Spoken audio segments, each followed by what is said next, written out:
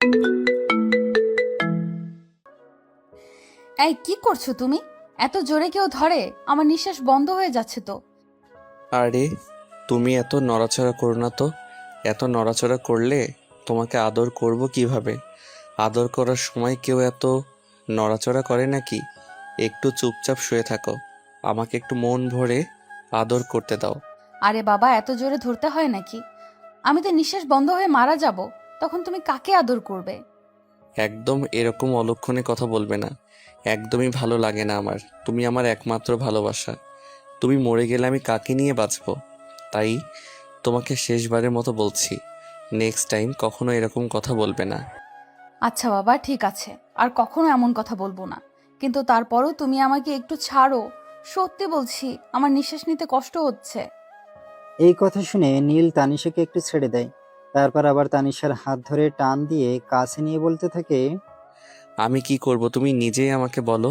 তোমাকে ধরে রাখতে তো আমার একটু মন চায় না, কিন্তু আমার বাবা মাঝে কেন এমন করে সেটাই বুঝতে পারি না। কেন যে তোমার আর আমার বিয়েটা দিচ্ছে না সেটাই তো বুঝতে পারছি না। বিয়ের আগে যদি তুমি তোমার বউকে এত কাছে টেনে নাও, এতটা ভালোবাসা দাও, তাহলে তোমার বাবা মা তোমাকে বিয়ে দিয়ে আর কি করবে? এই তুমি না সবসময় একটু বেশি বেশি কথা বলো। এত বেশি কথা বলা যে আমি পছন্দ করি না সেটা তুমি খুব ভালো করেই জানো। তাই তোমাকে আমি শেষবারের মতো বলছি, এসব ফাইজলামো মার্কা কথাবার্তা বলবে না তুমি। তো আমি কি করব সেটা তুমি নিজেই বলে দাও না। আমি কি করলে তুমি সবচেয়ে বেশি খুশি থাকবে সেটাই বলো। আমি সেটাই করব। তোমার জন্য আমি সব কিছু করতে প্রস্তুত। কথাটা শুনে মাত্রই নীল খুশিতে বিছানা থেকে লাফ দিয়ে উঠে বসে। আর সঙ্গে সঙ্গেই তানিশাকেও বিছানা থেকে টান দিয়ে তুলে তার বুকের কাছে টেনে নেয়। তারপর তানিশার মাথায় হাত বুলাতে বুলাতে বলতে থাকে, আমি বেশি কিছু করতে হবে না মাইটি। আর তুমি শুধু তোমার পরিবারকে বুঝিয়ে বলো, আর সেই সঙ্গে আমার মাকেও একটু বুঝিয়ে বলো, যাতে সে বিষয়টা বুঝতে পারে আর তোমাকে আমার করে দেয়। আচ্ছা বাবা, ঠিক আছে, তুমি যা বলছো তাই হবে। আমি যত দ্রুত সম্ভব তোমার মা এবং আমার পরিবারের সঙ্গে কথা বলবো। তবে এসব পাগলামি কিন্তু আর চলবে না, বলে দিলাম। ঠিক আছে বাবা, আমি যদি তোমাকে আমার জীবনে পেয়ে যাই তাহলে আর কোনো পাগলামি করব না। আর সব পাগলামি তো শুধু তোমার জন্যই। তোমাকে পেয়ে গেলে আমি তার জন্য পাগলামি করবো, সেটা তুমি নিজেই বলো না। এই কথাগুলো ঘুমিয়ে ঘুমিয়ে বলছিল নীল। আসলে সে প্রতিদিনই স্বপ্নে তার রাজকুমারীকে অনেক আদর করে, কিন্তু ঘুম ভাঙলেই তার রাজকুমারী তার জীবন থেকে উধাও হয়ে যায়। সে আর কোথাও তার রাজকুমারীকে খুঁজে পায় না। এটা নতুন কিছু নয়, দীর্ঘ 3 বছর ধরে চলছে এই জল্পনা কল্পনা। নীল তার রাজকুমারীকে সারা শহর তন্ন তন্ন করে খুঁজে বেড়ায়, কিন্তু কোথাও খুঁজে পায় না। রাজকুমারীকে খুঁজতে খুঁজতে সে প্রায় হয়রান। কিন্তু কি করবে, কিভাবে সাথে রাজকুমারীকে খুঁজে পাবে, তার কোনো উপায় তার জানা নেই। আর ঠিক তখনই তার মা এসে তার স্বপ্ন আর ঘুম দুটোই 12টা বাজিয়ে ছেড়ে দিল। তার মার রুমে এসে বলতে লাগলো, নীল, তুই কলেজে কি বলে ছুটি নিয়েছিলি? তোর নানু মারা গেছে এটা বলেছিলি? হারামজাদা, তোকে আজকে এত মিথ্যা কথা কেমনে বলতে শিখেছিস বলতো? আরে আমি বলি নাই, ভাইয়া আমাকে শিখিয়ে দিয়েছে। আমার কি দোষ? আমি তো আর ভাইয়ার কথা ফেলতে পারি না, হাজার হোক সে আমার 1 বছরের বড় বলে কথা। আজকে তোদের বাবা আসুক, তারপর দেখাচ্ছি। দিন দিন ফাজিল হয়ে যাচ্ছিস। তোর স্যার কল দিয়ে খোঁজ নিচ্ছে কিভাবে তোর নাড়ু মারা গেল। আরে মা, স্যার কোনো কাজে নাই তো, বুঝো না। স্যার তার বউয়ের সাথে কথা বলার জন্য মিনিট কিনছিল মনে হয়, আর তার বউ বাপের বাড়িই চলে আসছে। আর এদিকে মিনিটের মেয়াদ শেষ, তাই কল দিয়ে খোঁজ নিচ্ছে আর কি। তুই কি করে জানিস? এসব লজ্জা করে না স্যারের নামে এসব বলতে? মাত্র ইন্টার ফার্স্ট ইয়ারে পড়িস, এখনই পাকনামি শুরু করে দিলি? বাকি জীবন কি করে চলবে বলতো? কথাটা বলতে বলতে তার মা বিছানার পাশ থেকে তার বিছানা পরিষ্কার করার ঝাড়ুটা হাতে নেয় আর বলতে থাকে, তুই এসব বাদরামো করা ছাড়বি, নাকি আমাকে অন্য কিছু চিন্তা ভাবনা করতে হবে? এখনো সময় আছে। আমি তোকে ভালোভাবে বলছি, এসব বাদরামো করা ছেড়ে দে। এসব বাদরামো করা আমার একদমই পছন্দ নয়। মায়ের অবস্থা দেখে নীল খুব ভালোভাবে বুঝতে পারে তার বিপদ আসন্ন। তাই সে মাকে বলতে থাকে, মা, এটা কি ঠিক হচ্ছে? না কথা বলছো, কথা বলো, কিন্তু হাতের মধ্যে ঝাড়ু নিয়ে এমন করছো কেন? ঝাড়ুটা ভেঙে ফেললে আমার বিছানা ঝাড়ু দিবে কিভাবে? বিছানা কিভাবে ঝাড়ু দিব আর কিভাবে কি করব না করব সেটা একান্তই আমার ব্যক্তিগত ব্যাপার। কারণ সমস্ত কাজ আমি আমার নিজের হাতে করি, কেউ আমাকে কোনো সাহায্য সহযোগিতা করে না। এমনকি খাবার খাওয়ার পর এঁঠো প্লেটপত্র পর্যন্ত কেউ পরিষ্কার করে না। তাই আমাকে একদম জ্ঞান দিতে আসবি না। এই কথাটা শোনার পর ওই নীলের হঠাৎ করে মনে হলো সে তো একটা অনেক সুন্দর স্বপ্ন দেখছিল। স্বপ্নে সে তার রাজকুমারীকে অনেক আদর করছিল, কিন্তু ঘুম ভাঙার পর তার রাজকুমারী কই চলে গেল। তাই সে একটু ইয়ার্কি করে তার মাকে বলতে, তুমি না সব সময় আমার স্বপ্নের 12টা বাজিয়ে দাও। স্বপ্নে আমার রাজকুমারী এসেছিল, আমি আমার রাজকুমারীকে কত সুন্দর করে আদর করছিলাম, কিন্তু তুমি এসে সিনেমার ভিলেনের মতো আমার স্বপ্নের 12টা বাজিয়ে দিলে। সকালবেলা একটু আরাম করে ঘুমাবো, আর তখনই আমার রাজকুমারী আসে। রাজকুমারীকে একটু আদর করতে চাই, তখনই তুমি চলে আসো। তুমি একদম ভিলেন টাইপ শাশুড়ি। আমি ভিলেন টাইপ শাশুড়ি, তাই না? চটিয়ে একদম লাল করে দেবো বলে দিলাম। এখনো নাক টিপলে দুধ বের হয় আর বউকে আদর করা সব গেছে, তাই না? মা, তুমি বড় হয়েছো ঠিকই, তোমার বয়স হয়েছে ঠিকই, কিন্তু বুদ্ধি হয়নি এখনো। নাক টিপলে দুধ বের হয় না, অন্য কিছু বের হয়, সেটা তোমার জানা উচিত। তাছাড়া এখন আমার ঠান্ডা কাশি কোনোটাই লাগেনি, তাই এসব কথা বলো না। এই শোন, তোর সঙ্গে কথা বলার কোনো ইচ্ছেই আমার নেই। তুই আমার চোখের সামনে থেকে দূর হ। আমি তো তোমার সঙ্গে থাকতেই চাই না, আমি তোমার রাজকুমারীর সঙ্গে থাকতে চাই, তাকে ভালোবেসে সারাটা জীবন সুন্দর করে কাটাতে চাই। কিন্তু তুমি তো আমার জীবনের 12টা বাজিয়ে ছেড়ে দিচ্ছ। তোমাকে কত করে বলছি তুমি একটু বাবার সঙ্গে কথা বলো, তারপর আমাকে একটা বিয়ে করিয়ে দাও। শুধু একটা বিয়ে করিয়ে দিলে হবে না, আমার স্বপ্নে দেখা রাজকুমারীকেই আমার সঙ্গে বিয়ে করিয়ে দিতে হবে। নীলের এসব ছাগলাম ও মার্কা কথা শুনতে শুনতে তার মা প্রায় বিরক্ত হয়ে গেছে। তাই তিনি নীলকে বলতে থাকেন, এই শোন, তোকে তোর রাজকুমারীকে আর তোর লাইফ নিয়ে আমার কোনো ইন্টারেস্ট নেই। তুই যাই যে তাই করতে পারিস। আমি যে জীবনে কি এমন পাপ করেছিলাম সেটাই জানি না, যার কারণে আল্লাহ পাক তোর মতো একটা বদমাইশকে আমার পেটে দিয়েছিল। আল্লাহর কাছে আমি শুধু একটা কথাই বলি, তোর মতো ইতরকে যেন অন্য কারো পেটে না দেয়, তাহলে তাদের জীবনটাও আমার মতো নরক হয়ে যাবে। কথাটা বলতে বলতে নীলের মা সেই রুম থেকে বের হয়ে চলে যাবে। ঠিক তখনই নীলের বড় ভাই মিজান রুমে আসলো। পাশে তার মামা আছে। মামা তাদের চেয়ে 3 বছরের বড়, তবে তারা বন্ধুর মতো থাকে। মা ঝাড়ু নিয়ে দাঁড়িয়ে আছে দেখে মিজান তার মামার পেছনে গিয়ে লুকালো। আর মামা বলতে লাগলো, কি রে আপু, নীলকে মারছিস কেন? ও কি এখনো ছোট নাকি যে এভাবে জাদু দিয়ে মারবি? নীল এখন যথেষ্ট বড় হয়েছে, কলেজে পড়ে, ছেড়ে দে। তোর জন্যই মিজান আর নীল এত সাহস পায়। তুই এক শয়তান আর আমার দুইটাকে শয়তান করে তুলেছিস। নীল কি করেছে জানিস কিছু?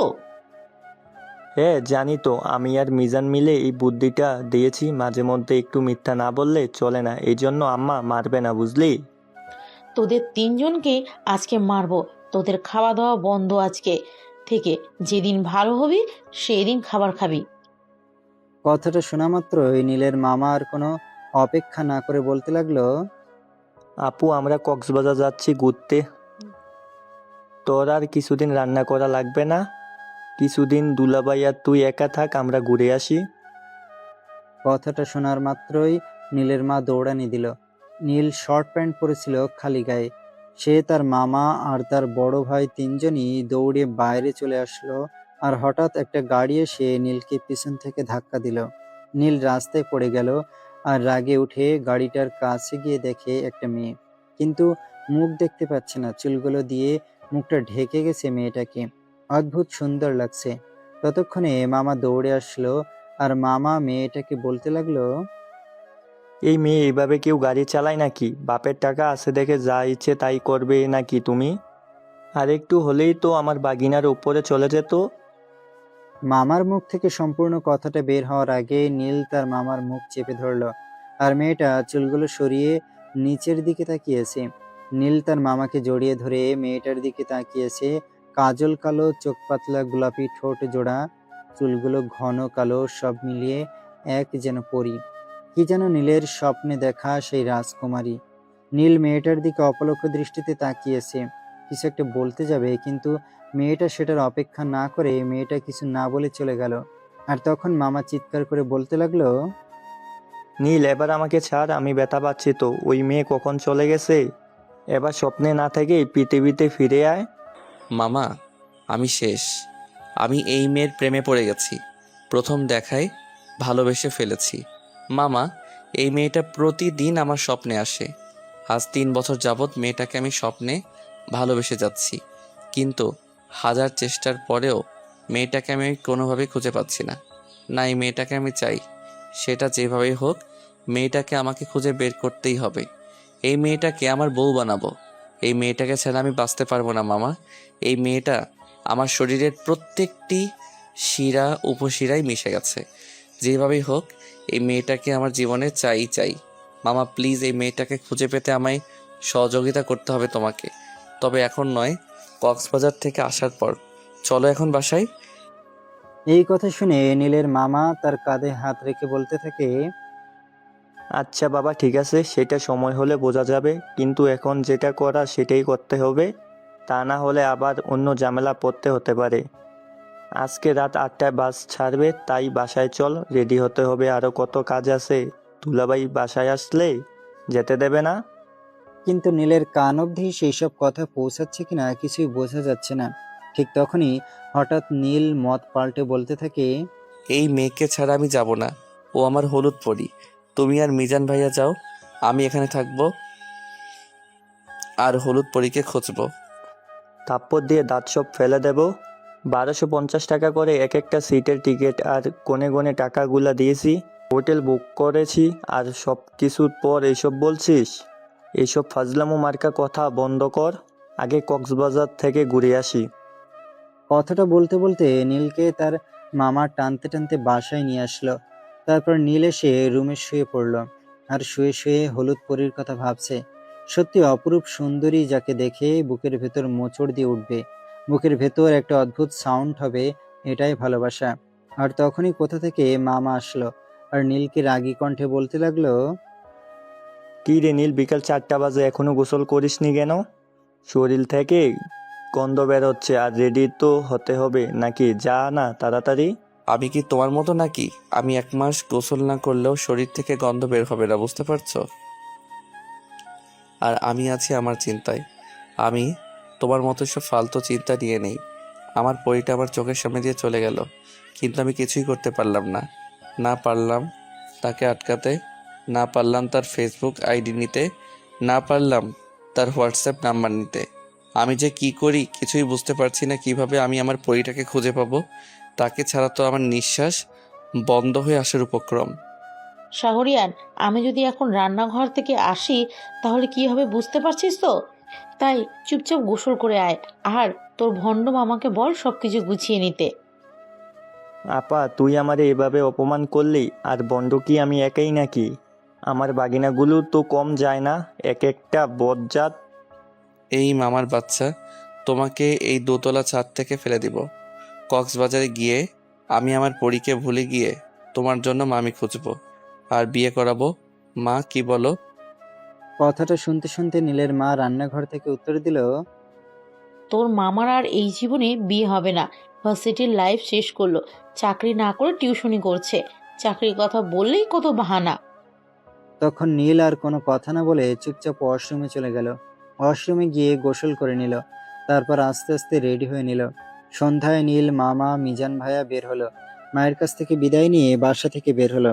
বাসার সামনে থেকে একটা অটো নিয়ে সোজা বাস স্টেশনে আসলো, আর বাসে বসলো।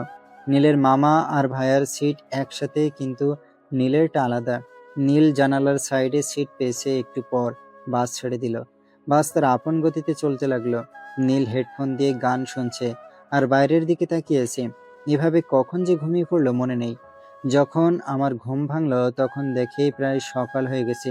রাতের ঘড়ির দিকে তাকিয়ে দেখে 5টা বাজে। সামনের সিটে তার মামা আর ভাইয়া। নীল উকি দিল আর দেখলো ভাইয়ার নাক ডেকে ঘুমাচ্ছে। আর মামা নিজের মোবাইলে থাকা একটা মেয়ের পিক দেখছে আর নিজের চোখের জল মুছছে। নীলের খুব খটকা লাগলো। এটা মামার ভালোবাসার মানুষ হয়তো, কিন্তু কি হয়েছিল সেদিন নীল জানে না। তখন সে ছোট ছিল তাই কেউ বলেনি।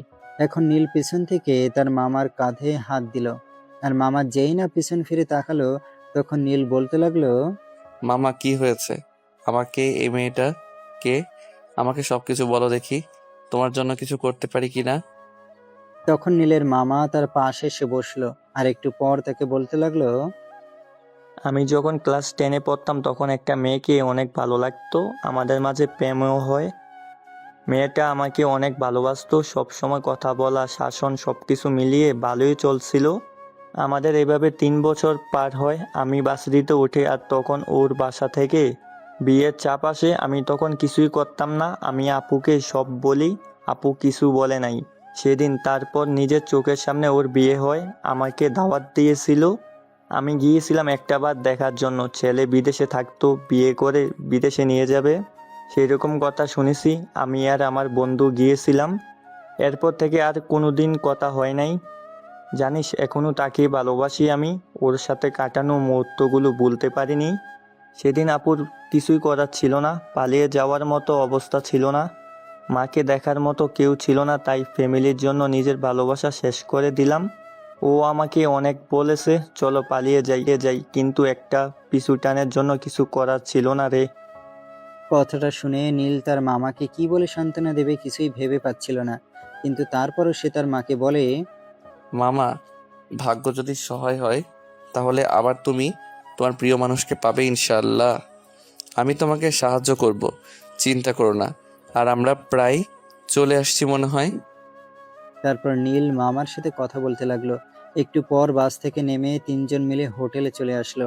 তারপর রুমে গিয়ে ফ্রেশ হয়ে কিছু খেয়ে নিল আর শুয়ে পড়লো। একটু পর বের হবে। কিছুক্ষণ শুয়ে থেকে নীল বের হলো। তার সাথে মামা আছে আর ভাইয়া ঘুমাচ্ছে। নীল আর মামা বের হয়ে সমুদ্রের পাড়ে চলে আসলো আর পিক তুলতে লাগলো। হঠাৎ করে একটা মেয়ে নীলের উপর দৌড়ে পড়ে গেল, শাড়ি পরা। উনি মেয়ে নাকি মহিলা কিছু বুঝতে পারছে না নীল। তখনই মেয়েটা নীলকে বলতে লাগলো, আমাকে বাঁচান প্লিজ, ওরা আমার সব কিছু নিয়ে যাবে। আমার সাথে সবাই হোটেলে চলে গেছে, প্লিজ বাঁচান। মেয়েটা নীলের পাশে এসে দাঁড়ালো আর নীলের মামার দিকে তাকিয়েছে। দেখি নীলের মামা মেয়েটার দিকে হাঁ করে তাকিয়েছে। মেয়েটাও নীলের মামার দিকে হাঁ করে তাকিয়েছে। কারোর কোনো পলক পড়ছে না। তখনই চারটা ছেলে আসলো। দেখেই বোঝা যায় ওরা বখাটে ছিনতাইকারী হবে। হয়তো নীলকে আর তার মামাকে দেখে চলে গেলেও কিছু করতে হলো না। তখন নীলের মামাকে মেয়েটা বলতে লাগলো, তুমি এত বছর পর কেমন আছো? ও, আজও সেই আগের মতোই তাকিয়ে আছো, কোনো কথা বলবে না আজও? না কি বলবো, সেদিন তো দুষ্টা আমারই ছিল, তাই তো আমি আর তুমি এক হতে পারলাম না। নিয়তি আমাদের এক হতে দেয়নি। হয়তো এক হতে দেয়নি, তা নিশ্চয়ই বিয়ে করেছো, তাই না? আচ্ছা, সামনে চলো, কোথাও বসে কথা বলি, কতদিন কথা হয় না। আর এই ছেলেটাকে? ও হলো আমার বাগিনা নীল, আমি 2 বাগিনাকে নিয়ে ঘুরতে আসলাম। আচ্ছা চলো সামনে কোথাও বসি, আর নীল তুইও আয় সাথে। তখনই একটা মেয়ে দৌড়ে এসে এই মহিলাকে জড়িয়ে ধরলো আর কান্না করতে করতে বলতে লাগলো, আন্টি, তুমি কই ছিলে এতক্ষণ? তোমাকে কত জায়গায় খুঁজেছি বলো। তোমাকে নাকি কিছু ছেলে আটকিয়েছে, তা ছেলেগুলো কই? আমি মেয়েটার দিকে তাকিয়ে অবাক হয়ে আছি, কারণ কালকে সেই মেয়েটা গাড়ির মধ্যে যাকে দেখেই বুকের ভিতর টুং টাং শুরু হয়ে গেছে, যে মেয়েটাকে আমি প্রতিদিন স্বপ্নে দেখেছি, মেয়েটাকে প্রতি রাতে আমি এত আদর করি, এত ভালোবাসা দিয়ে, সেই মেয়েটাই আজ আমার সামনে দাঁড়িয়ে আছে। মেয়েটা নীলের দিকে তাকিয়ে আছে আর বলতে লাগলো, আপনি কালকের সেই ভাইয়াটা না, যাকে গাড়ির সঙ্গে ধাক্কা লেগেছিল? আসলে আমি বুঝতে পারিনি, আপনি মনে হয় ব্যথা পেয়েছিলেন, তাই না? তখনই নীলের মামার নীল আর তানিশাকে উদ্দেশ্য করে বলতে থাকে, আচ্ছা তোরা দাঁড়িয়ে কথা বল, আমরা একটু সামনের দিক থেকে আসছি, আর কোথাও যাবি না, এই দিকেই থাক। এই বলে নীলের মামা জেসমিনকে নিয়ে ওদিকে চলে গেল। নীল আর সেই মেয়েটা দাঁড়িয়েছে। তখন নীল বলতে লাগলো, আরে না, তেমন বড় ধরনের ব্যথা পাইনি, আপনি শুধু শুধু টেনশন করছেন। আচ্ছা, আপনার নামটা কি জানতে পারি? আসলে মূল কথা হলো মেয়েটাকে দেখে নীলের বুকের হার্টবিট বেড়ে গেছে। নিয়ে কখনো কল্পনাও করেনি সে তার স্বপ্নের পরীকে এত তাড়াতাড়ি খুঁজে পাবে। এই কথা ভাবতে ভাবতে ভাবনার সাগরে ভেসে যাচ্ছিল নীল। আর তখনই তানিশা বলে, জি, আমি তানিশা চৌধুরী, এবার ইন্টার প্রথম বর্ষ। বাবা পুলিশ কমিশনার, আর আপনি? নীল তখনও ভাবনার সাগর থেকে বের হয়ে আসতে পারেনি। তানিশার কথায় সে হুঁশে ফেরে আর বলতে থাকে, জি আমি নীল, আমিও ইন্টার প্রথম বর্ষ। তাহলে তো আমরা সেম ক্লাস। আর আমরা দুই ভাই, ভাইয়া এইচএসসি পরীক্ষার্থী। আমরা প্রায় সমবয়সী আর কি। বাবা সরকারি চাকরি করে। ও আচ্ছা, আপনাদের তো তাহলে সুখের সংসার, অনেক মজা হয়। আমার বাসায় মা, বাবা, ছোট একটা ভাই আছে। আর বাবাকে সেরকম পাই না, মা সাথে সব সময় আর কি। ও আচ্ছা, আপনাদের ফ্যামিলিও ভালো। আর আপনার বাবা পুলিশ কমিশনার, উনি দেশের মানুষের জন্য কাজ করেন। এতে আপনার গর্বিত হওয়া উচিত। হুম, এটা ঠিক, আমি নিজেকে গর্বিত মনে করি। তবে আমি যা বলি বাবা তাই করে। বাবা আমাকে সব সময় বলে অহংকার না করতে। আর আমরা যেহেতু একই ক্লাস, তাহলে তুমি বা তুই করে বলি।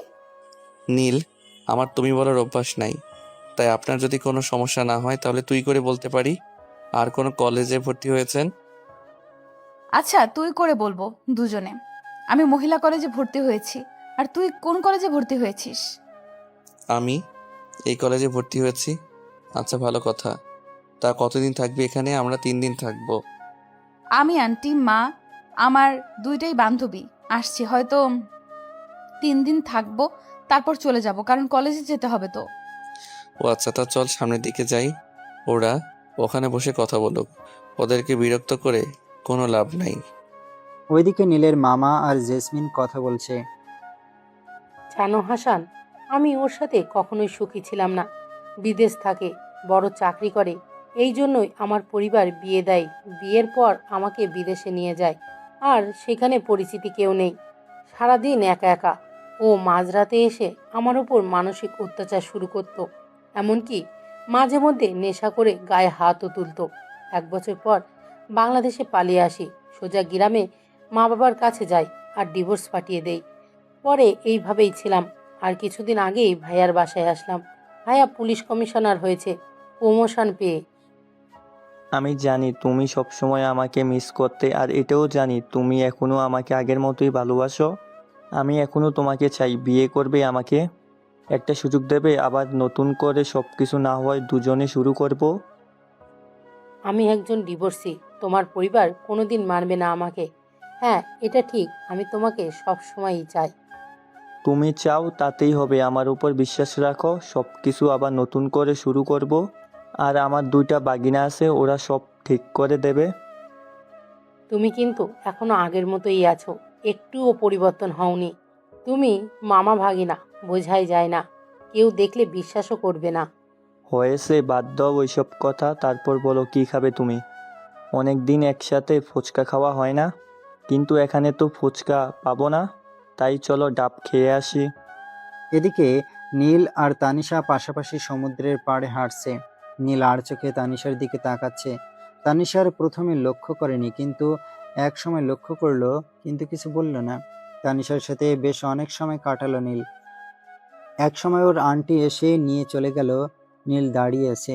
হঠাৎ করে মনে হলো সে তো নাম্বার, আইডি কোনো কিছু নিল না, তাহলে যোগাযোগ হবে কি করে? এভাবে দুপুর হয়ে গেল। নীল হোটেলে এসে দেখে তার ভাইয়া শুয়ে শুয়ে কারোর সাথে কথা বলছে। বুঝতে পারলাম এটা আমার স্যারের বোন তার সাথে। সে গিয়ে ফ্রেশ হয়ে আসলো আর খাওয়াটা শেষ করলো। 3জন মিলে খাওয়া শেষ করে শুয়ে আছে। ওদিকে তানিশা, আমি শুয়ে আছি আর নীল ছেলেটার কথা ভাবছে। এই প্রথম কোনো ছেলের সাথে এত কম সময়ে ফ্রি হলাম। বাবার জন্য তো কোনো ছেলে পাশ দিয়ে যেতেও সাহস পায় না। আর নীলকে এই কথা বলার পর কোনো রিয়াক্ট করলো না। তারপর আবার তানিশা মনে মনে বলতে লাগলো, তার মানে ওর মাঝে এমন কিছু আছে। ধ্যাৎ, আমি এসব কি ভাবছি? ওর সাথে এখন কথা বলতে পারলে ভালো হতো। নাম্বার তো আনতে মনে নাই, কি করি এখন? আচ্ছা, বের হয়ে সমুদ্রের পাড়ে যাই, যদি আসে। তানিশা বের হয়ে সমুদ্রের পাড়ে আসলো আর এসে একা একা বসে আছে। এদিকে নীল তার মামা আর ভাইয়াকে নিয়ে 3জন মিলে বের হলো। সাথে গিটার আছে। নীল টুকটাক গান করে, একা একা টিউন করতে ভালো লাগে। নীল সেখানে এসে দেখে তানিশা একটা ছেলের সাথে হেসে হেসে কথা বলছে। নীলের কেমন যেন বুকের ভেতর চিনচিন ব্যথা অনুভব হলো। নীলকে দেখে তানিশা ডাক দিল, আরে নীল, চলে যাচ্ছ কেন? এইদিকে আসো, তোমার জন্য অপেক্ষা করছি। চলো একসাথে সবাই মিলে আড্ডা দেই। ও হচ্ছে আমার বন্ধু সাকিব, আর সাকিব ও হচ্ছে নীল। তোরা পরিচিত হয়ে নে। তানিশা, আমার একটু কাজ আছে, তোরা আড্ডা দে। আমার একটু হোটেলে যেতে হবে, অন্য এক সময় কথা হবে তোর সাথে। এখান থেকে কোথাও যাবি না তুই। সব কাজ পরে করে নিবি। আর ঘুরতে এসে কি কেউ কাজ করে নাকি? এর চেয়ে বস, সমুদ্রের পাড়ে বসে আড্ডা দেই। এই সময়টা আর পাবি না খুঁজে। কে এক প্রকার জোর করেই তানিশা তার পাশে বসলো। নীল গিটারটা একপাশে রেখে দিল, আর তানিশা সাকিবের সাথে গল্প করেই যাচ্ছে। নীল চুপচাপ বসে আছে আর ওদের কথা শুনছে, আর আনমনে ভাবছে এখনই এত কষ্ট হচ্ছে তানিশার জন্য। ধ্যাত, কিছুই ভালো লাগছে না। তখন তানিশা বলতে লাগলো, কিরে, তুই আবার কই হারিয়ে গেলি? আর গিটার কি রেখে দেওয়ার জিনিস নাকি? গান শুনবো তোর কণ্ঠে। না করবি না, না করলে মেরে তক্তা করবো তোকে। গান আমি এত পারি না, আর কণ্ঠ এতটা ভালো না, তবে টিউন শোনাতে পারি যদি তুই বলিস আর কি। আর না বলে নাই। তখনই সাকিব বলল তার বন্ধুরা ডাকছে। এই কথা বলে সাকিব চলে গেল, আর নীল টিউন বাজাতে লাগলো। আর তানিশা তার দিকে চেয়ে আছে এক দৃষ্টিতে, যেন চোখের পলক পড়ছে না। নীল টিউন বাজানো শেষ করলো, আর তখন তানিশা বলতে লাগলো, সত্যি তুই অনেক ভালো টিউন বাজাতে পারিস। এত সুন্দর হয়েছে তোকে বলতে পারবো না। তা নতুন খবর শুনলাম, আমার আন্টির সাথে নাকি তোর মামার চলছে অনেক আগে থেকে, এখন আবার শুরু হয়েছে। হুম, আমিও তো তাই শুনছি। হলেও হতে পারে, সমস্যা কি? আমি বাসায় গিয়ে মায়ের সাথে কথা বলবো যেন বিয়েটা হয়। দুজনেই দুজনকে ভালোবাসে। ও আচ্ছা, একটা কথা বলতে ভুলে গেছি। এই সাকিব, একটা মেয়ে নিয়ে পালিয়ে আসছে এখানে, তাই অনেক দিন পর দেখা হলো। একসাথে স্কুলে পড়তাম আর কি। আচ্ছা, ভালোবাসলে কি পালিয়ে যেতে হয়? আমি নিজেও জানি না রে। তুই যখন কাউরে তোর মতো করে ভালোবাসবি তখন বুঝতে পারবি। ভালোবাসার জন্য মানুষ জীবন দিতে পারে, আর ওরা তো পালিয়ে আসছে। জানিস, আমারও না কাউকে খুব করে ভালোবাসতে ইচ্ছে করে, যার সাথে সব কিছু বলা যাবে। কোনো কিছু হলে আমাকে বকা দিবে, আমাকে বুকে জড়িয়ে কপালে চুমু দিয়ে বলবে সরি। আর আজকাল ছেলেরা কি চায় জানিস? দুজন প্রেম করে বলবে চলো রুম ডেট করি, আর মেয়েটা যদি না করে তাহলে ছেলেটা বলে তুমি আমাকে ভালোবাসো না। তাই কাউকে বিশ্বাস হয় না। এরকম আমার বান্ধবীর সাথে হয়েছে, তো তাই বললাম তোকে। শোন, পৃথিবীতে সবাই ভালো হবে এমন তো কোনো কথা নেই। কেউ স্বয়ংসম্পূর্ণ নয়, কিন্তু তোকে নিজের মতো করে ভালো একজনকে খুঁজে নিতে হবে, যে তোকে ভালো রাখতে পারবে। হুম, আচ্ছা, তুই কাউকে কখনো ভালোবেসেছিলি? সত্যি করে বলবি কিন্তু, আমার কাছে কোনো কিছু লুকাবি না একদম। আরে পাগল নাকি? আমি কাউকে এই পর্যন্ত ভালোবাসি নাই। ছোটবেলা থেকেই খেলার প্রতি একটা বড় আকর্ষণ কাজ করতো, তাই অবসর সময়ে তাই করতাম। কখনো কাউকে ভালো লাগে নাই। ও আচ্ছা, গুড। তা তোকে দেখেই বোঝা যায়। জানিস, একদিন একটা ছেলে আমাকে প্রপোজ করেছিল। আমি চুপ করেছিলাম, আর আমি ফুলটা নিয়ে ফেলে দিলাম। আর ওই ছেলেটা ফুল নিয়ে আমার বান্ধবীকে প্রপোজ করছে। এটা দেখে আমি কি পরিমাণ মজা পাইছি তা বলতে পারবো না তোকে। এভাবে নীল তানিশার সাথে কথা বলল সন্ধ্যা পর্যন্ত। সন্ধ্যায় সূর্য ডুবে যাওয়া একসাথে উপভোগ করলো দুজনে। এভাবেই কেটে গেল 3টা দিন। এই 3 দিন ওরা সব সময় কথা বলতো, সকাল থেকে সন্ধ্যা পর্যন্ত। রাতে ফোনে কথা বলা সব মিলিয়ে ভালোই চলছিল। তানিশারা রাতে চলে গেছে। নীল ওরা সকালবেলা উঠে ফ্রেশ হয়ে রেডি হয়ে নিল, ফিরতে হবে। আর সবকিছু শেষে চলে আসলো বাসায়। আসতে আসতে প্রায় সন্ধ্যা হয়ে গেছে। বাসে বসেও ওর তানিশার সাথে কথা হয়েছে। বাসায় এসে ফ্রেশ হয়ে খাবার টেবিলে আসলো নীল, মিজান ভাইয়া আর তার মামা। মা তাদের খাবার দিচ্ছে আর সবাই খাবার খাচ্ছে। তখনই নীল তার মাকে বলে উঠলো, মা, মামার জন্য মেয়ে দেখছি একটা। মেয়েটার নাম জেসমিন, মামার এক্স গার্লফ্রেন্ড। তার মানে হলো আমাদের এক্স মামি আবার ফিরে আসছে। তুমি আর মামি ওই বাসায় যাবো আর বিয়ে ঠিক করে আসবো। কোনো কিছু জানতে পারলাম না। আর তুই বলছি ওদের বাসায় বিয়ের তারিখ ঠিক করে আসবো? ওদের তো তোর মামাকে পছন্দ হতে হবে নাকি? দেখলাম না কিছু না। আরে মা, আমার মনে হয় ওই মেয়ের বাসায় অলরেডি সব কিছু ব্যবস্থা হয়ে গেছে। যেভাবে হোক তুমি আর আমি কালকে যাব, ঠিক আছে? আর মামা যদি সুখে থাকতে পারে তাহলে আমাদের কি বলো তো?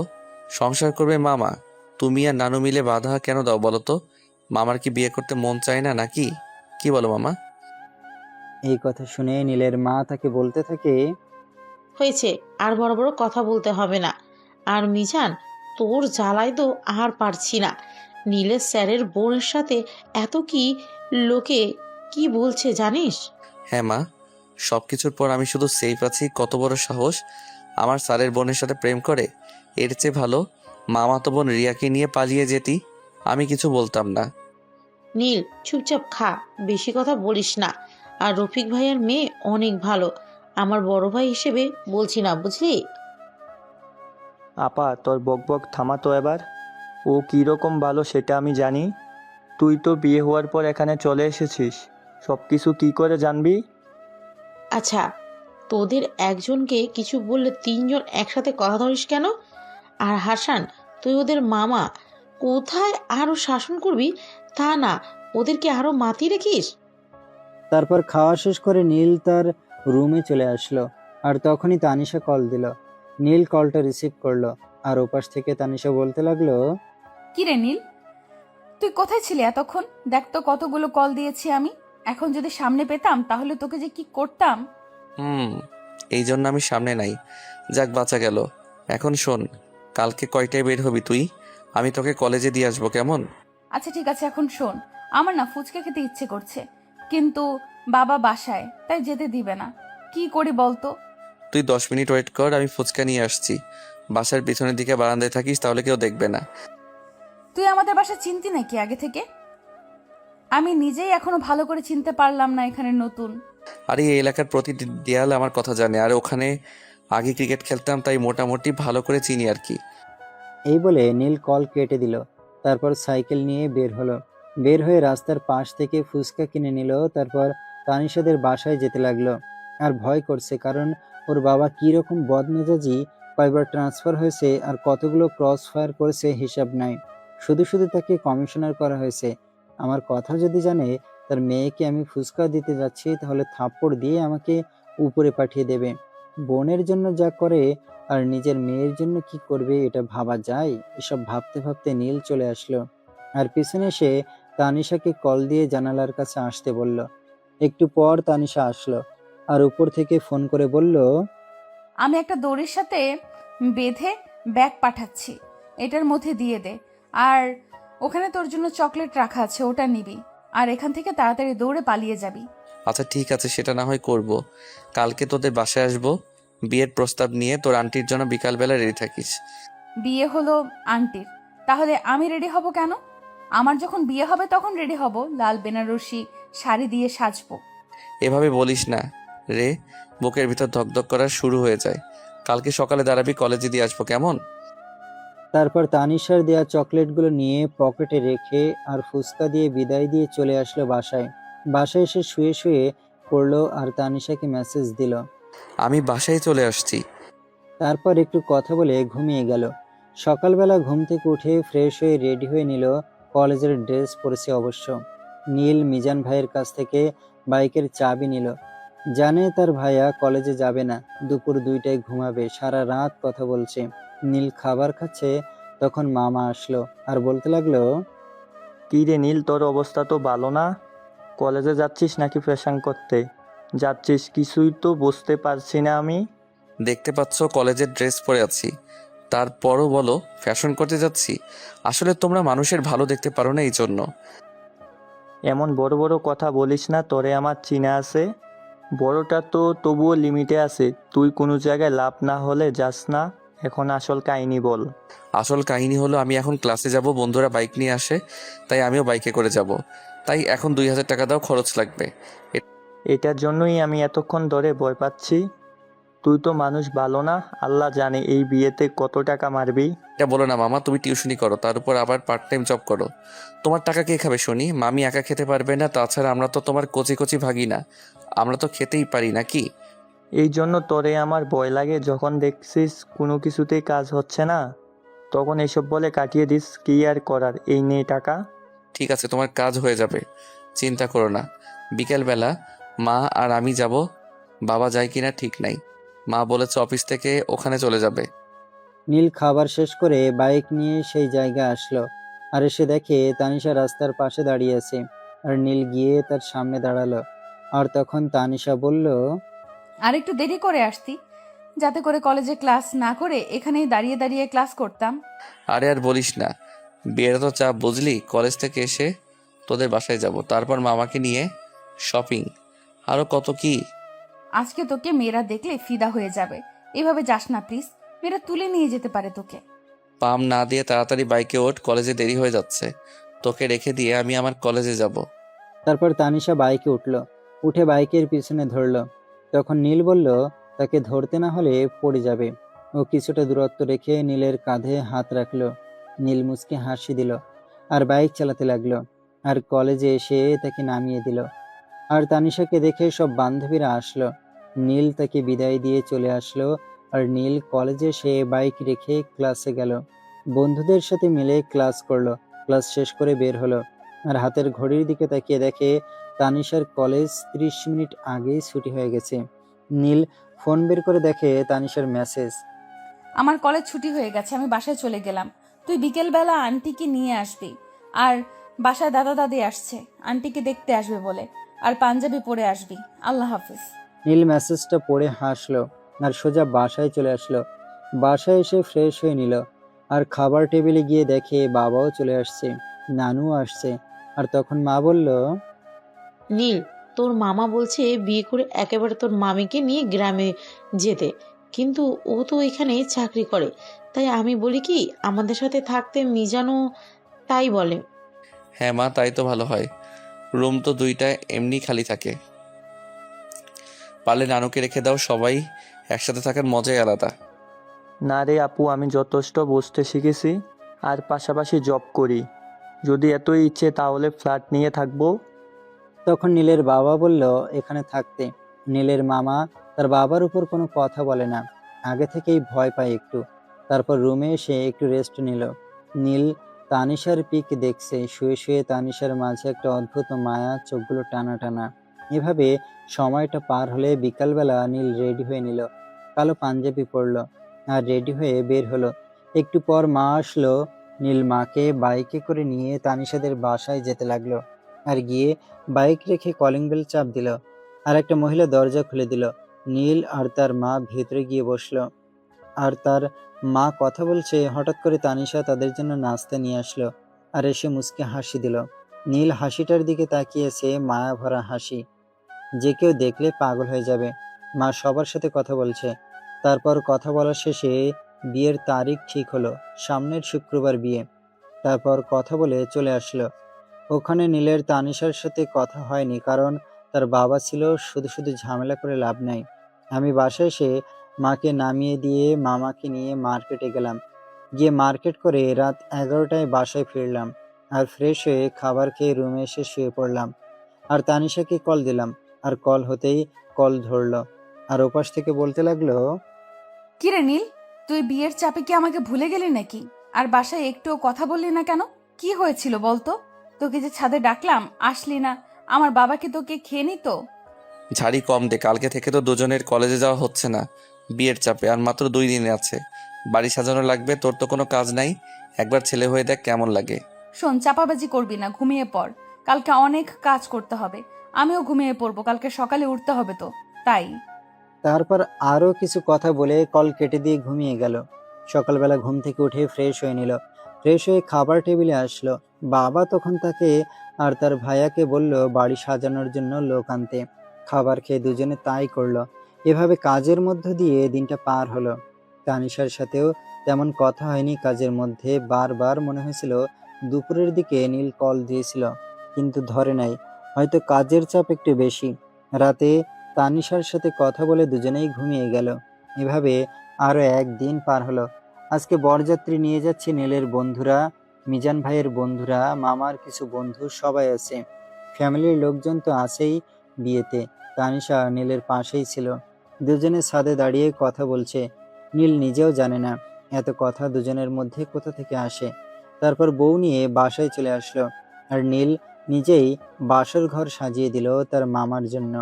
তারপর সবকিছু শেষে সে রুমে গেল আর তানিশাকে কল দিল। তানিশা রিসিভ করলো আর নীল বলতে লাগলো, কি রে, তুই এখনো ঘুমাস নাই? কয়টা বাজে দেখেছিস? রাত 1টা বাজে ঘুমাবি কখন? আর একটা কথা শোন না, আজকে মামা টেস্ট খেলবে, আমারও মন যাচ্ছে। লুচ্চা হইলি কবে থেকে? তুই না মামা হয়, তোর না মামা হয়, মামাকে কেউ এসব বলে নাকি? আর যখন তুই বিয়ে করবি তখন তোর বউকে নিয়ে যা ইচ্ছে করিস, পারলে মাথায় নিয়ে ঘুরিস, কেউ কিচ্ছু বলবে না। তোর কাছে খুব দামি একটা সম্পদ চাইবো একদিন, সেদিন কিন্তু আমাকে ফিরাতে পারবি না। সম্পদটা দিতে হবে, এটা আমারই প্রয়োজন। আমার সামর্থ্য থাকলে আমি অবশ্যই দিব, তাছাড়া তুই চাইবি আর আমি দিব না, এটা তো কোনোদিন হতে পারে না। তুই আমার প্রথম বেস্ট ফ্রেন্ড। যদি কখনো তোকে চাই সারা জীবনের জন্য, তাহলে আমার কাছে এসে থাকবি, কথা দিচ্ছি সবসময় আগলে রাখবো। তখনই কলটা কেটে যায়। নীল বুঝতে পারলো টাকা শেষ, ভালোবাসার কথাটা আর বলা হলো না। থাক, আর কি করা। আবার তানিশা কল দিল আর নীলকে বলল, হ্যাঁ, বুঝতে পারছি, তোর টাকা শেষ। তারপর বল, কি বলছিলি? তুই আমাকে বুঝতে পারিসনি, কথাটা তাড়াতাড়ি বল, ঘুম পাচ্ছে খুব। আরে আমি বলছি যে তোর বিয়েটা খাবো সত্যি, আর ঘুমিয়ে পড়, কালকে থেকে আবার কলেজে যাব, ঠিক আছে? একটু কল দিয়ে জাগিয়ে দিস, কেমন? বিদায় দিয়ে কল কেটে নীলও ঘুমিয়ে গেল। সকালবেলা ঘুম থেকে উঠে ফ্রেশ হয়ে নিল আর রেডি হয়ে নিল। কলেজের জন্য রেডি হয়ে খাবার টেবিলে আসলো আর এসে দেখে তার মামি সবাইকে খাবার দিচ্ছে। নীল কথা বলতে বলতে খেয়ে নিল আর খাওয়া শেষ করে বাইক নিয়ে বের সামনের দিকে আসলো আর এসে দেখে তানিশা দাঁড়িয়ে আছে। আর নীল তানিশাকে বলল, আজকে দুজনের মধ্যে কেউ কলেজে যাব না, সারাদিন ঘুরবো আর সিনেমা দেখবো। তুই কিন্তু না করতে পারবি না। আচ্ছা ঠিক আছে, চল তাহলে আজকে বাইকে করে ঘুরবো। কতদিন এভাবে ঘুরি না। ঘুরতে গেলে হয় আন্টি থাকে, মা থাকে, ওদের সাথে কি ঘুরলে ভালো লাগে? একটু নিজে স্বাধীনভাবে ঘুরতে। তারপর তানিশা নীলের বাইকে উঠলো আর নীল তানিশাকে নিয়ে বাইক চালাতে লাগলো। তানিশাকে নিয়ে অনেক জায়গায় ঘুরে সিনেমা হলে গিয়ে মুভি দেখলো। বিকালবেলা তানিশাকে তার বাসার সামনে নামিয়ে দিল আর নামিয়ে দিয়ে নীল বাসায় যেতে লাগলো। আর কিছু দূরে আসতেই নীলকে কিছু পুলিশ আটকালো। নীল কিছুই বুঝতে পারছে না কেন তাকে ধরলো।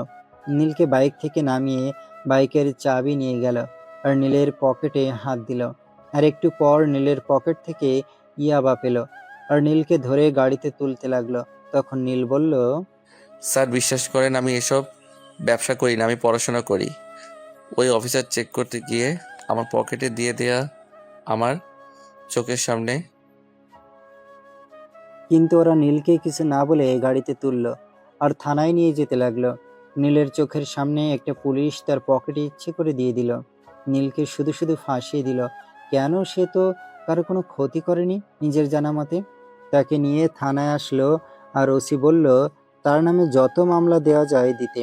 তাকে জেলে নিয়ে গেল। তখন সে বলল, আমাকে শুধু শুধু কেন ধরলেন? আমাকে বাসায় ফোন করতে দিন। আপনাদের সাথে আমার তো কোনো কিছু হয়নি, আর এলাকার সবাই জানে আমি কেমন। কিন্তু ওরা নীলের কোনো কথা শুনছে না। নীল বলেই যাচ্ছে। একটু পর নীলকে নিয়ে একটা রুমে নিয়ে গেল আর কিছু না বলে এই দুজন অফিসার নীলকে চেয়ারের সাথে বেঁধে মারতে লাগলো। মেরে নীলের হাত পা ভেঙে দিয়েছে। নীল মৃত্যু যন্ত্রণায় ছটফট করছে, কিন্তু নীলকে মেরেই যাচ্ছে। একসময় নীল অজ্ঞান হয়ে গেল। যখন নীলের চোখ খুললো আর তখন নিজেকে আবিষ্কার করলো হাসপাতালের বেডের উপর শুয়ে আছে। পাশে মা মামি বসে আছে। আমার দুই পায়ে প্লাস্টার করা, হাতেও প্লাস্টার করা, হাত পা ভেঙে গেছে। নীল জেগে উঠতে নীলকে জড়িয়ে ধরে মা কান্না করতে লাগলো আর বলতে লাগলো, নীল, বাবারে, তুই কেন ওই মেয়ের সাথে মিশতে গেলি? একবারও নিজের কথা ভাবলি না? তুই ছাড়া কে আছে বল? আমি এবার বুঝতে পারলাম সব কিছু তানিশার বাবা করেছে। হয়তো বাইকে ঘোরার সময় দেখে নিয়েছে। তখনই মামা মিজান ভাই আসলো আর এসে দেখে সবার চোখে পানি। মামি কোনো কথা বলছে না। আমি বললাম, মামি, আপনি নিজেকে অপরাধী ভাবছেন কেন? আপনার তো কোনো দোষ নাই, শুধু শুধু কেন এত টেনশন করছেন বলেন তো? আপা একটু বাইরে আসো তো, তোমার সাথে কিছু কথা আছে। ডাক্তার দেখা করতে বলছে, দুলাভাইও আছে। তখন মা চলে গেল। মামি নীলের পাশে বসে কান্না করছে। নীল তার মামিকে স্বাভাবিক করার চেষ্টা করছে আর তখন মামি বলল, নিলয় ভাই অনেক খারাপ একজন মানুষ। উনি প্রেম ভালোবাসাকে দুই চোখের বিষ মনে করে। আমি তোমার মামাকে কত কষ্ট করে বিয়ে করেছি সেটা আমিই জানি। শুধু বাবা বেঁচে আছেন তাই বাবার জন্যই পেয়েছি, তা না হলে ভাইয়া কখনোই এটা হতে দিত না। আর তানিশার জন্য কি করতে পারে সেটা একবার তোমার ভাবার দরকার ছিল। এখন তোমার কি হবে? মামি, আমি তানিশাকে সেই প্রথম দেখাই ভালোবেসে ফেলেছি, তারপর বন্ধুত্ব। আমি জানি না তানিশা আমার কথা জানতে পেরেছে কিনা। যদি জানতো তাহলে আমার বিশ্বাস সে একবার দেখার জন্য হলেও আসবে। নিলয়, তুমি বুঝতে পারছো না তানিশার ওপর দিয়ে কি পরিমাণ ঝড় বইছে। ভাইয়া আমাকে বিয়ের দিনও বলেছিল আমি যেন তার বাসায় কোনো দিন না যাই, ভাইয়া হিসেবে পরিচয় না দেই। মামি, আমি তানিশাকে ছাড়া বাঁচতে পারবো না। আমার দেহে শেষ নিঃশ্বাস থাকা পর্যন্ত আমি তানিশাকে চাই। ওদিকে নীলের মা আর মামা মিলে ডাক্তারের কাছে গেল আর কথা বলতে লাগলো। তখন নীলের মামা আর মাকে বলল, আপা, ডাক্তার কি বললো শুনতে পেলি তো? নীল কোনোদিন হাঁটতে পারবে কি না ঠিক নাই, কারণ পাগুলো ব্যাঙে গুঁড়ো হয়ে গেছে। আল্লাহর উপর ভরসা রাখতে হবে। আমার ছেলেকে আমি বিদেশে নিয়ে গিয়ে চিকিৎসা করাবো, আমার চোখের সামনে নীল হুইল চেয়ারে বসে থাকবে? এটা সহ্য হবে না। কোনো মায়ের সামনে ছেলের অবস্থা। আপারে, আমি বুঝতে পারছি সারিয়া তোর কতটা আদরের, কিন্তু বাস্তব জীবন তোকে মেনে নিতে হবে। বিদেশে নিয়ে যাবি, টাকার একটা বিষয় আছে না? আমরা মধ্যবিত্ত শ্রেণীর, এটা ভুলে যাবি না। আমার ভাগের সম্পদটা বিক্রি করে দিব, বড় ভাইয়ার কাছে বলবো। নীলের বাবার কি অবস্থা এটা আমি বুঝতে পারছি। ও যদি ক্ষমতা থাকতো তাহলে কি করতো এটা আমি জানি। নীলের মা আর মামা মিলে আরো কিছু কথা বলল। নীল এদিকে শুয়ে আছে। একটু পর মা নীলের কাছে আসলো আর খাইয়ে দিতে লাগলো। নীলও খেতে লাগলো। আর ওদিকে তানিশা, বাবা, নীল আমার খুব ভালো বন্ধু, তাকে নিয়ে এতটা চিন্তা ভাবনা ছিল না। কিন্তু আমি আজ তোমাকে বলছি, যদি কখনো বিয়ে করতে হয় তাহলে নীলকে করব। তুমি আমাকে আটকে রাখতে পারবে না। এই দেহে শেষ নিঃশ্বাস থাকা পর্যন্ত আমি নীলকে ভালোবেসে যাব। তুমি ওর জীবনটা শেষ করে দিলেও আমি তাকেই বিয়ে করব, ইনশাল্লাহ। এটা বলতেই বাবা তানিশার গালে একটা থাপ্পড় মারলো আর দরজা বন্ধ করে চলে গেল। তানিশা একা রুমে বন্দি আছে, শুয়ে শুয়ে কান্না করতে লাগলো। তানিশা নীলের শূন্যতা অনুভব করতে পেরেছে, অনেক ভালোবেসে ফেলেছে। তানিশা জানে না ওর এখন কি অবস্থা। এদিকে নীল খাওয়া শেষ করে মা ঔষধ খাইয়ে দিল আর নীল ঘুমিয়ে গেলাম। এভাবে পার হয়ে গেল বেশ কিছুদিন। শুনলাম আমাকে বিদেশে নিয়ে যাওয়া হবে উন্নত চিকিৎসার জন্য, সাথে মা আর বাবা যাবে। সবকিছুর ব্যবস্থা হলো। আমাকে হুইল চেয়ারে করে হাসপাতাল থেকে বের করলো ডাক্তাররা। তারপর গাড়িতে তুলতে যাবে, তখনই দেখি গাড়ির সামনে কাচের মধ্যে একটা নাম্বার লেখা, নিচে লেখা T+S। আমি বুঝে গেলাম এটা তানিশার নাম্বার। মামি হয়তো গোপনে লিখে দিয়েছে। আর তখন মামি আমার পাশে আসলো আর আস্তে করে আমাকে বলল, শাহরিয়ার অনেক কষ্টে নাম্বারটা জোগাড় করেছি। তানিশার অবস্থা খারাপ, নাম্বারটা মুখস্থ করে নাও। লিখে দেওয়ার কোনো উপায় নেই, সবাই দেখলে কি হবে বুঝতেই পারছো। আমি নাম্বারটা মুখস্থ করে নিলাম, তবে সময় পেয়েছিলাম মুখস্থ করার জন্য, কারণ ডাক্তার বাবা মায়ের সাথে কথা বলছে। একটু পর আমাকে গাড়িতে তুললো আর গাড়ি চলতে লাগলো এয়ারপোর্টের দিকে। দীর্ঘ সময় পর সিঙ্গাপুর এসে পৌঁছালাম। তারপর একটা বড় হাসপাতালে আসলাম আর আমাকে ডাক্তাররা নিয়ে পরীক্ষা করতে লাগলো। আর যেভাবে সময়টা পার হলো, বেশ অনেকক্ষণ পর আমাকে কেবিনে দিল। বাবা ওষুধ আনতে গেছে। আমি মাকে বললাম বাবার ফোনটা নিতে। মা ফোন দিল। আমি সেই নাম্বারে কল দিলাম আর কল হতেই রিসিভ করলো। আর ওপাশ থেকে তানিশা বলতে লাগলো, আমি তোমাকে ছাড়া বাঁচবো না, আমি নিজেকে শেষ করে দিব। ভালোবাসা কি আমি বুঝতাম না, কিন্তু কাউকে খুব করে মিস করা যদি ভালোবাসা হয়, তাহলে আমি তোমাকে অনেক ভালোবাসি। আমি তোমার কাছেই থাকবো, আমি তোমার কাছেই ভালো থাকবো। আমাকে নিয়ে যাও। আমি তানিশা, আমি বাংলাদেশে নাই, আমি সিঙ্গাপুরে আসছি। মা বাবা উন্নত চিকিৎসার জন্য নিয়ে আসছে। আর আমি জানি আমার পা ভেঙে গেছে, হাতটাও ভেঙে গেছে, এখন তবুও ডান হাত দিয়ে মোটামুটি কাজ করতে পারি। এই যে এখন তোমাকে কল দিলাম। আমি বাবাকে কোনোদিন ক্ষমা করব না। আমি 3 দিন ধরে কিছু খাই না, কারোর সাথে কথা বলি না। আমি আর মাকে জোর করে লুকিয়ে ফোনটা এনেছি তোমার সাথে কথা বলার জন্য। শোনো তানিশা, যদি আমাকে ভালোবেসে থাকো তাহলে নিজেকে কষ্ট দিও না। তুমি খাওয়া দাওয়া করবা আর নামাজ পড়ে আমার জন্য দোয়া করবা। প্রিয় মানুষটার দোয়া আল্লাহর কাছে কবুল হয়। আর লাল বেনারসি শাড়ি পরিয়ে তোমাকে আমার ঘরে তুলবো। তোমার জন্য সবকিছু করব। তুমিও নিজের যত্ন নিও। বাবা ফোনটা নিও না প্লিজ। আমি শাহরিয়ারের সাথে কথা বলবো। আহ তারপর কলটা কেটে গেল। আমি বুঝতে পারলাম ওর বাবা দেখে নিয়েছে। তাকে থাপ্পড় দিয়ে থাপ্পড়ের শব্দটা এই পাশ থেকে আমি শুনতে পেলাম। আমার জন্য তানিশা মায়ের খেলো। মেয়েটা আমার জন্য এতটা কষ্ট পাচ্ছে। সত্যি আমি ভাগ্যবান একজন ব্যক্তি। এভাবে পার হয়ে গেল বেশ কয়েকটি মাস। আমি এখন হাঁটতে পারি, তবে এত ভালো করে না, কারোর সাহায্য লাগে। কিন্তু আমি প্রতিদিন ওর নাম্বারে ফোন দিই, কিন্তু ফোন বন্ধ। মামিকে ফোন দিয়ে জিজ্ঞেস করি, কিন্তু মামিও কিছু বলতে পারে না। আমিও মামির অবস্থাটা বুঝতে পারছি।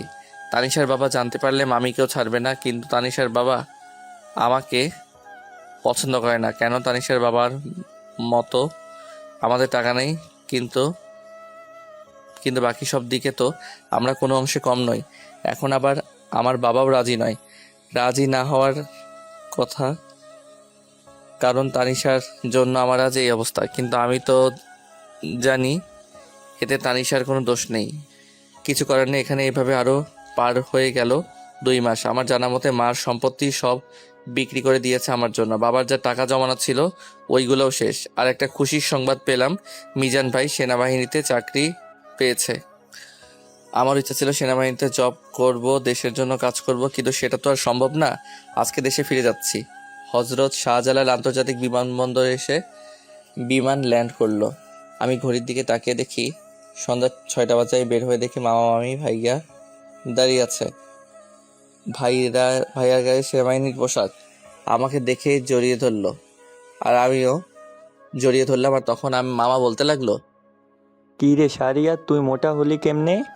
আর আগের চেয়ে সুন্দর, বেশ স্মার্ট হয়েছিস। চল এখন তাড়াতাড়ি আমার সাথে। মিজান, তুইও আয়। আর আপা, দুলাভাই, তোমরা জেসমিনকে নিয়ে বাসায় যাও, আমরা আসতেছি। এই বলে আমাকে নিয়ে গাড়িতে উঠলো। ভাইয়া উঠলো, কিছুই তো বুঝতে পারছি না। আর তখন মামা আবার বলতে লাগলো, শোন শাহরিয়া, অনেক হয়েছে, এটার আজকে শেষ চাই। তানিশার আজকে বিয়ে, আর আমাদের একটা প্ল্যান আছে। এতে করে তানিশার বাবা মা রাজি হবে, সাথে 14 গোষ্ঠীও রাজি হবে। আরে মামার 14 গোষ্ঠী দিয়ে আমি কি করব? আমার শুধু তানিশাকে পেলেই হলো, তাতেই আমি সন্তুষ্টি। মামার সাথে কথা বলতে বলতে চলে আসলাম তানিশাদের বাসার সামনে। তারপর দেখি বাসাটা খুব সুন্দর করে সাজানো। তার মানে আজকে তানিশার বিয়ে, অথচ আমি জানতে পারলাম না। মামা মিজান ভাই নামলো, আর নেমে ভিতরে গেলাম। বাহিরে ভাইয়া দাঁড়িয়ে আছে। ভাইয়া ভিতরে গেল না, আমি আর মামা ভিতরে গিয়ে দেখি তানিশাকে পুতুল মামা এর মতো সাজিয়ে সাজিয়ে বসে রেখেছে। আমাকে তানিশা দেখে হাউমাউ করে কান্না করে জড়িয়ে ধরলো সবার সামনে, আর আমাকে বলতে লাগলো, সত্যি আমি ভুল করে ফেলেছি। আমি ভেবেছিলাম তুমি আসবে না। আমি বিষ খেয়েছি। আমি তোমাকে নিয়ে বাঁচতে চাই। তুমি ছাড়া অন্য কাউকে কল্পনাও করতে পারি না আমি। তখনই তানিশার বাবা আসলো, আর এসে তানিশার মুখে এই কথা শুনে তানিশার বাবা চুপ করে আছে। আর একটু পর তানিশাকে ধরে গাড়িতে নিয়ে যেতে বললো। আর তখন তানিশা বলল, প্লিজ বাবা, আমাকে তুমি টাচ করবে না। যদি আমাকে বাঁচাতে চাও তাহলে আগে শাহরিয়ারের সাথে আমাকে বিয়ে দিতে হবে, না হলে দুজন একসাথে মরবো। তখন তানিশার বাবা চুপ করে আছে। তানিশার বাবাকে সবাই বলতে লাগলো দুজনের বিয়েটা দিয়ে দিতে। অবশেষে তাই করলো। কাজী সাহেব তাড়াতাড়ি বিয়ে পড়ালো। তারপর হঠাৎ একদিন তানিশা আমার কোলে ঢলে পড়লো। আমি মামাকে বললাম, মামা তুমি না বলেছিলে মিথ্যা প্ল্যান করছো? তানিশা তো সত্যি সত্যি বিষ খেয়েছে, তাড়াতাড়ি গাড়ি বের করতে বলো। আরে প্ল্যান ছিল, কিন্তু কে জানে তানিশা এটা সত্যি সত্যি করে বসবে। আমি তানিশাকে নিয়ে গাড়িতে উঠলাম, আর ভাইয়া গাড়ি চালাচ্ছে। আমি তানিশাকে জড়িয়ে ধরে আছি। একটু পর হাসপাতালে চলে এলাম, আর এসে ডাক্তারকে ডাকতে লাগলাম। ডাক্তার তানিশাকে ওটিতে নিয়ে গেল, আর আমি বাইরে দাঁড়িয়ে আছি। আর মিজান ভাই এসে আমার চোখের পানি মুছে দিল।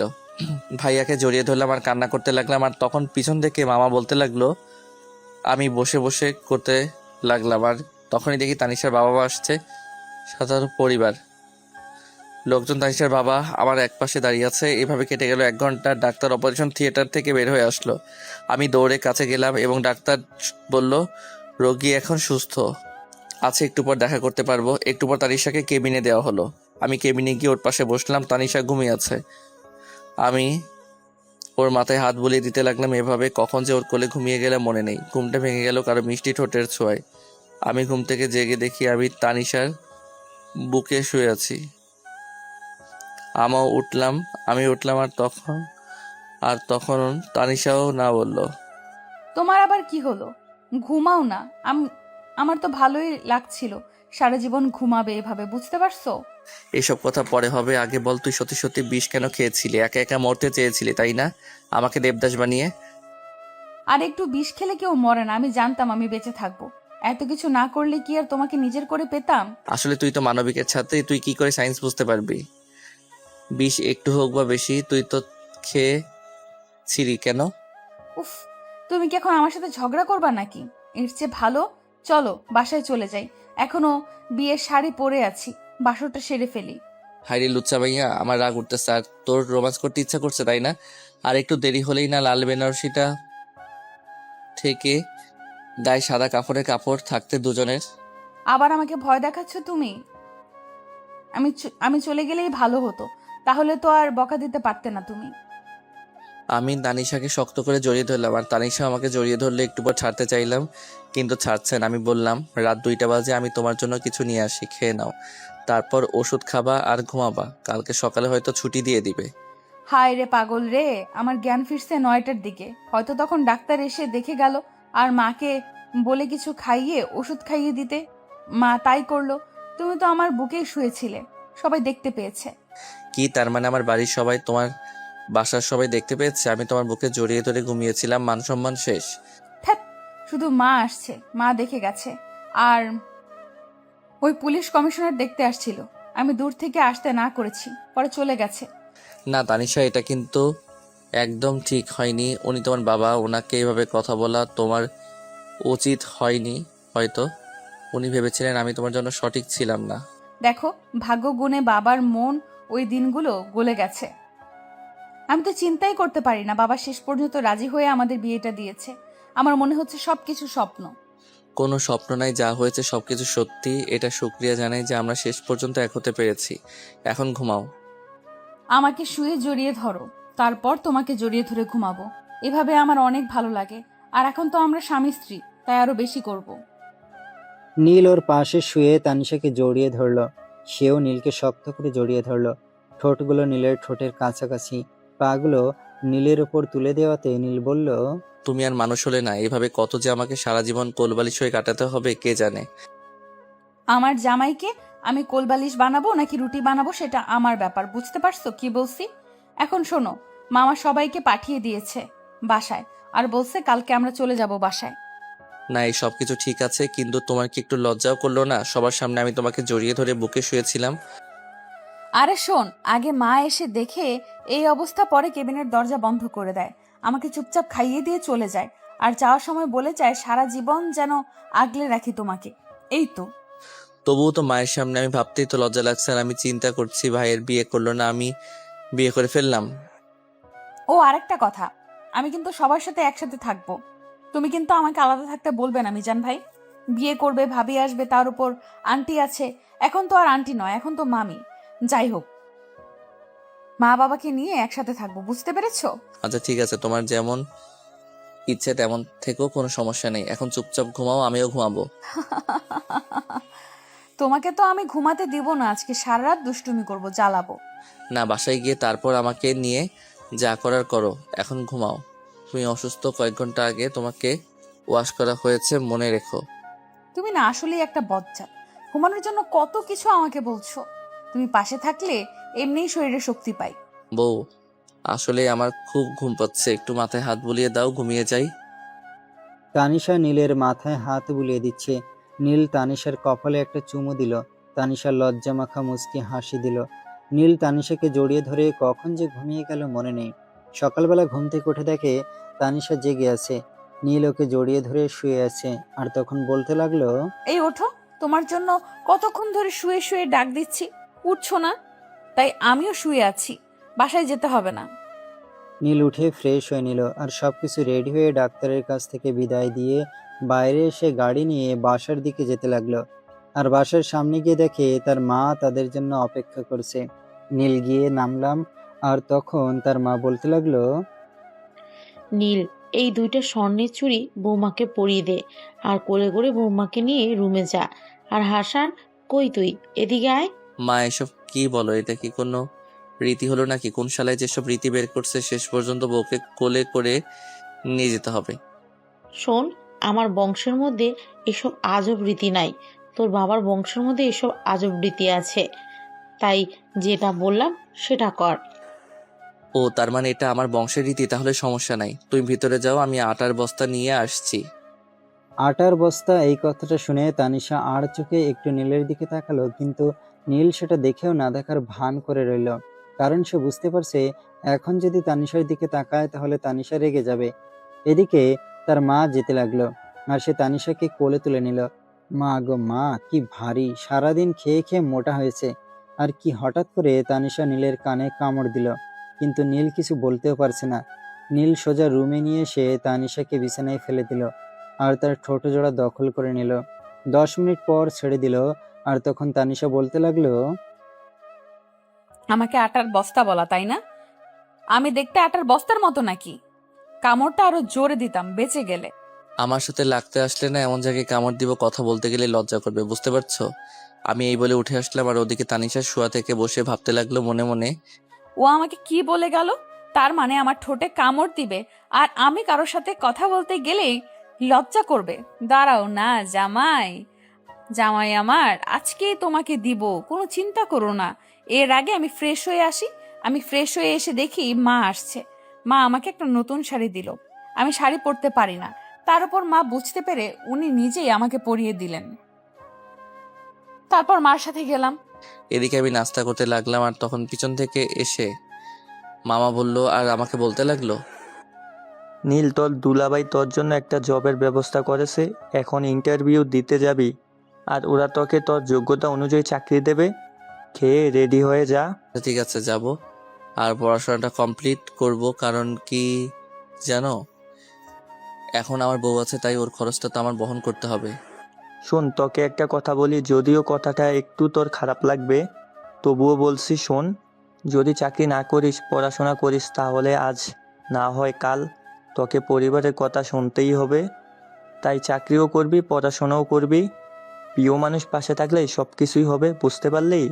হাই মুচকি এসে দিলাম, কারণ কথাগুলো সত্যি। আমি খাবার খেয়ে রুমে আসলাম আর রেডি হতে লাগলাম, আর তখনই তানিশা আসলো আর এসে দেখে আমি রেডি হচ্ছি, আর এসে আমাকে সরিয়ে দিল শক্ত করে হাত। আর তখন নীল তার মাথায় হাত বুলিয়ে দিল। আর তখন তানিশা বলতে লাগলো, এখন কোথায় যাচ্ছ? কখন আসবে? আর শোনো না, আসার সময় প্যাড নিয়ে আসবে আর ফুচকা, ঠিক আছে? আচ্ছা ঠিক আছে, আনবো। আর আজকে একটা ইন্টারভিউ দিতে যাব, চাকরি হতে পারে, পরে তাড়াতাড়ি চলে আসবো। আচ্ছা, দুপুরে চলে আসবে, তোমার জন্য অপেক্ষা করব। আর ওষুধ খেয়ে যাও, তোমার মা বলেছে ওষুধগুলো ঠিকমতো খেয়ে যেতে। আমি কপালে চুমু দিলাম আর রেডি নিয়ে বিদায় নিয়ে চলে আসলাম। বাইকে করে মামা ঠিকানা অনুযায়ী গেলাম, সব সার্টিফিকেট নিয়ে আসছি। মামা অফিসে এসে বসে রইলাম, আর একটু পরে একজন পিয়ন এসে বলল আমাকে ডাকছে। আমি বললাম আমি ভিতরে গেলাম আর ইন্টারভিউ দিলাম। একদিন পর জানানো হবে, চাকরি হলে ফোনে মেসেজ যাবে। তারপর আমি বের হয়ে এসে কলেজে গেলাম, গিয়ে স্যারের কাছ থেকে নোটগুলো নিলাম। তারপর বন্ধুদের সাথে আড্ডা দিলাম কিছুক্ষণ। আর তানিশার জন্য প্যাড নিয়ে আসলাম। বাসায় আসতে দুপুর হয়ে গেছে। আমি রুমে এসে ফ্রেশ হয়ে নিলাম, তারপর খাবার টেবিলে খেলাম। তানিশা খাবার দিল, আমি বললাম মা কই? তানিশা বলল, মা খেয়ে রুমে গিয়ে ঘুমিয়ে আছে। তুমি খাবার খেয়ে রুমে যাও, আমি একটু কাজ করে তারপর আসছি। আমি পরে খাবো। এখন কোথাও যাওয়া লাগবে না, গেলে তোরে লাথি দিয়ে কোমর ভেঙে দিব, পরে আবার আমি সেবা করব। তোমার সম্পদ, তুমি যা মন চায় তাই করো, আমার কি? কিছু হলেই বকা দেওয়া শুরু হয়ে যায় তার, শয়তান একটা। হা করো। আমি খাইয়ে দিতে লাগলাম, আর খাওয়া দাওয়া শেষ করে আমি রুমে আসলাম। একটু পর তানিশা এসে দরজাটা হালকা বন্ধ করে আমার বুকে এসে শুয়ে পড়লো আর বলতে লাগলো, তুমি শুয়ে থাকো, আমি একটু ওয়াশরুম থেকে আসি, আর তোমাকে নিয়ে ঘুমাবো। পেটে খুব ব্যথা করছে, ঘুমালে হয়তো ভালো লাগবে। এই কথাটা বলে তানিশা ওয়াশরুমে চলে গেল। আর নীল বিছানায় শুয়ে আছে। একটু পর তানিশা এসে নীলকে জড়িয়ে ধরে শুয়ে পড়ল, আর নীল ওর পেটে হাত দিল। তানিশা চোখ বন্ধ করে নিল। নীল কপালে চুমু দিল। আর তখন তানিশা বলল, জানো, এই সুখটার জন্য এতদিন অপেক্ষা করেছি আর আল্লাহর কাছে দোয়া করেছি। তুমি ছাড়া আমাকে কেউ বুঝবে না। এখন ঘুমাও, ঘুমালে ভালো লাগবে আর এত কাজ করতে হবে না তোমার, বুঝতে পারছো?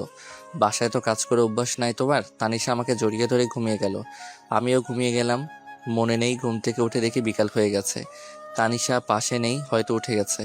আমি উঠে ছাদে আসলাম, এসে দেখি মামির সাথে বসে বসে তানিশা আড্ডা দিচ্ছে। আমিও গিয়ে পাশে বসলাম আর তখনই ফোনে কল আসলো। দেখি আমার এক বন্ধু কল দিয়েছে। বুঝতে পারলাম আড্ডা দিতে যেতে হবে। আমি ওখান থেকে তানিশাকে বলে বাহিরে আসলাম। এসে বন্ধুদের সাথে আড্ডা দিতে লাগলাম। আড্ডা দিতে সন্ধ্যার পর বাসায় ফিরলাম। আর বাসায় ফিরে একটু হেলান দিয়ে পড়তে লাগলাম। একটু পর তানিশা কফি নিয়ে আসলো আর এসে আমার বুকে আসলো আর বলতে লাগলো, কফিটা খেয়ে নাও, ঠান্ডা হয়ে যাবে। ভেবেছিলাম আজকে রাতে আদর পাবো, কিন্তু কপাল হলো না। অপেক্ষা করতে হবে। তাই তো। তা এত আদর পাওয়ার শখ কেন? পরে যদি পুতুল চলে আসে তাহলে সামলাতে পারবে তো তুমি, নাকি আমাকে সামলাতে হবে? আমি পারবো না কেন? আমি মা হওয়ার জন্য এখন সম্পূর্ণ প্রস্তুত, বুঝতে পারছো? এখন একটু আসো, আদরটা করি। এই বলে নীলের ঠোঁট জোড়া দখল করে নিল। তখন নীলও রেসপন্স দিতে লাগলো। এভাবে চলতে থাকলে তাদের ভালোবাসার প্রেমময় মুহূর্ত প্রায় ঘন্টাখানিক পর দুজনে দুজনকে ছেড়ে দিয়ে শুয়ে পড়ল। কিছুক্ষণের মধ্যেই তানিশা হঠাৎ নীলকে বলতে লাগলো, নীল, আমার পেটে প্রচন্ড ব্যথা করছে। তুমি তোমার রুমে গিয়ে খোঁজ করে দেখো তোমার কাছে এঞ্জেল ট্যাবলেট আছে কিনা। মার কাছে না থাকলে তুমি একটু মামির কাছ থেকে খোঁজ করে এসো।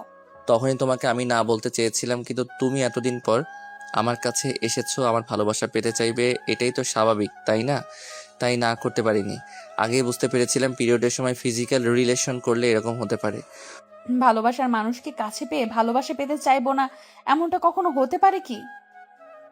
তোমায় আমি প্রচন্ড ভালোবাসি, আর তোমার ভালোবাসা আমার লাইফের সবচেয়ে বেশি ইম্পর্ট্যান্ট একটা জিনিস। তার জন্য যদি আমাকে একটু কষ্ট করতে হয়, করব। এতে তো আর আমি মরে যাব না।